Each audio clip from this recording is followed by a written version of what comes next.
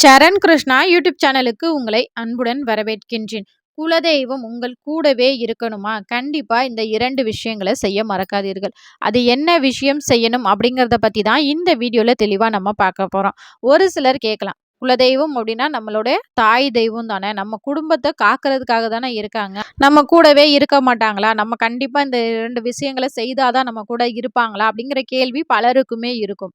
அதற்கு ஒரே தீர்வு என்ன அப்படின்னு பார்த்தீங்கன்னா, நம்ம அம்மாக்கு கூட நம்ம ஒரு சில அன்புகளை வெளிப்படுத்தும்போது தான், அவர்களுக்கும் அம்மா மட்டுமே அன்பு செலுத்திக்கிட்டே இருந்தா அது எப்படி இருக்கும்? நாமும் திருப்பி அம்மாவுக்கு அன்பு செலுத்தும்போது, அவர்களோட சந்தோஷம் எப்படி இருக்கும்? அவங்க சந்தோஷத்தோட செய்யக்கூடிய ஒவ்வொரு விஷயங்களும் நமக்கு எப்படி இருக்கும்? இதுதான் விஷயமே. தாய் தெய்வம் அப்படின்னாலும் நம்மளுடைய பூர்வீக குலதெய்வம் அந்த தெய்வம். அந்த தெய்வத்தை நம்ம முறையா வணங்கணும். ஒரு சில விஷயங்கள் அந்த தெய்வத்திற்காக செய்யணும். முதல்ல நம்ம செய்ய வேண்டிய விஷயம் என்ன அப்படின்னு பார்த்தீங்கன்னா, ஷார்ட்ஸ்ல என்னால இவ்வளோ தான் சொல்ல முடிஞ்சது. ஃபுல் வீடியோ லிங்க் கீழ உள்ள ப்ளே பட்டன்ல இருக்கு. கட்டாயம் பாருங்க. அது உங்களுக்கு பயனுள்ளதாக இருக்கும்.